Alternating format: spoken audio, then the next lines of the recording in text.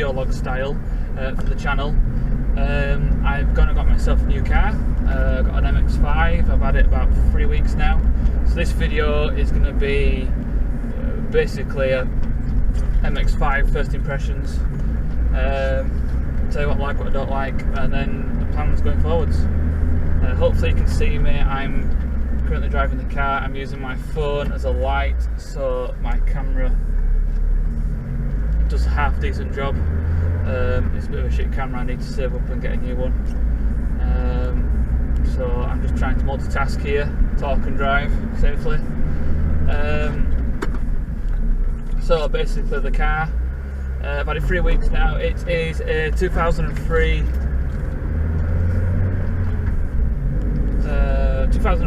MX5. It's the Sport, so it's the SVT model of some kind. I don't know what the details are, but anyway, so it's the 1.8 VVT engine, 6-speed gearbox, and a torsion diff.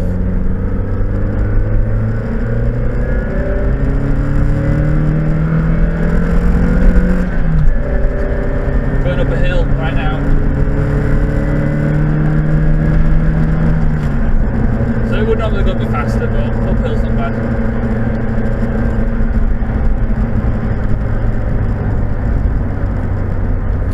So yeah, I've just told you the car specs. So it's done 110,000 miles. So it's certainly not a spring chicken, but it's good. It's not standard, so it's got lowering springs and maybe aftermarket dampeners. I'm not too sure. It's got poly bushes all around, and it's got EBC yellow stuff brake pads, which so far driving country lanes, really happy with those. Brakes feel really good. I've not cooked them. I mean, I should be able to for the track day pad. So I'm really happy with the brakes. The car itself, I think it's ace. I don't care about the stereotype. I'm 6'4", so my legs are a bit scrunched up and my head was on the roof. But I don't mind, I like it. It might be a pain when I've got a helmet on for the track days, but so be it. I think the driving position is really good. I want to lower the seat. The seat feels a bit high, so certainly don't feel like I'm sat up. So I'm going to potentially look at cutting up the floor, lowering the seat, welding it, painting it. That's what I think I like to do. But I mean, I've had an MR2 turbo before, and this feels better than that did as a driver's car. So yeah, really like it. Love the gearbox. Feels a little bit clunky now it's done 100,000 miles, but really like the gearbox, flying through the gears, close ratios. One thing I do not like is the final drive ratio. So when you're on motorways, it's a bit shit. It's cruising at like 65. I will try and put in a clip showing you the motorway driving. So hopefully you can see that. So I'm cruising at 62, the revs just below 3,000. That's a 6 gear, 15-inch alloys.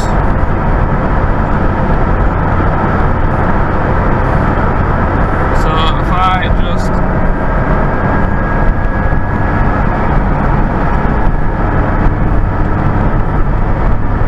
that's 70 to 3,000. So it's not bad. Maybe I'm exaggerating it a little bit and getting a bit moaning over nothing, but still, I think when you compare it to any new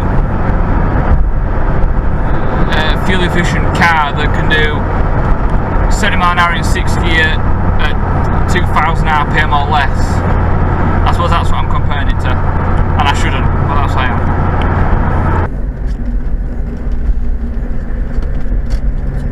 So, love the gearbox. It's surprisingly fast. Oh, tractor. Yeah, tractor there, and now we're driving through mud and shit. But the car is cleaner anyway. So, what was I going to say?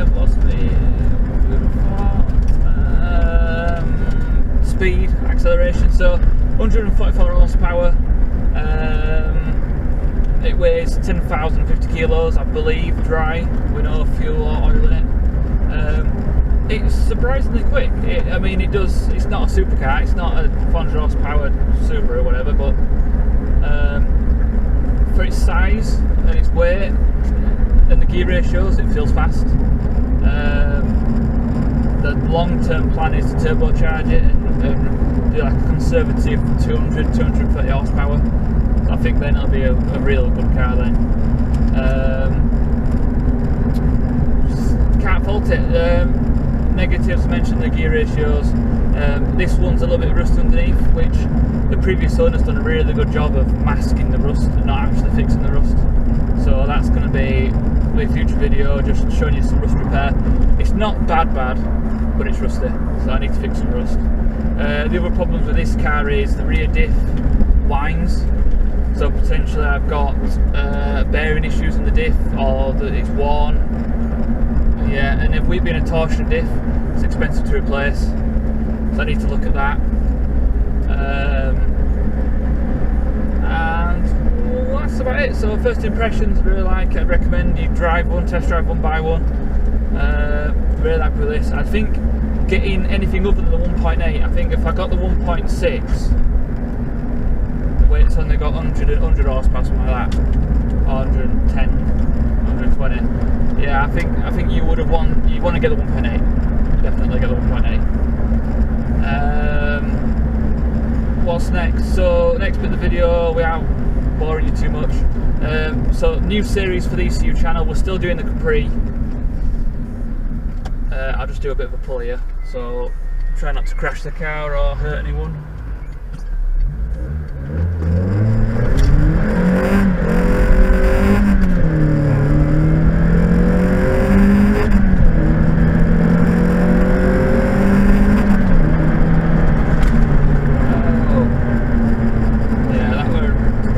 It's quick. Got a bit of sideways action there. Just then I forgot to mention that the clutch is worn out, so it needs a new clutch. It's right at the top. Still goes, but it's right at the top of the treble. And on braking, the car wobbles on braking.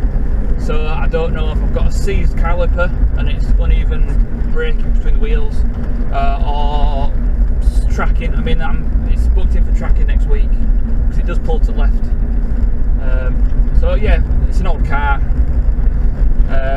high mileage. It does need a bit of TLC. So future plans: the Capri's ongoing, and it will be done eventually. With this, I'm going to do some video log style videos, not much editing. And I'm just going to show you through doing some maintenance on this, do some modifications, do some track days, some drift days, stuff like that. Just a bit of fun. Gav and Daniel will be joining in. The next video after this video, which I'm doing on Saturday, all being well, is taking off the diff. I've got some new poly bushes for the diff because it's wobbling. The bushes have gone soft. I've got some new diff oil. Some good quality stuff, which hopefully will help with the whining. Maybe quieten it down or make it last a bit longer. I've also, I don't know if I'll get it all done this weekend, but I've got oil temperature gauge and oil temperature gauge and water temperature gauge to fit. So I'll be fitting those just so I can monitor it, because I'm going to track it in March. So I want to make sure that I'm not cooking it whilst I'm tracking it. Right, I'm going to sign off there because I'm nearly home, so catch you later.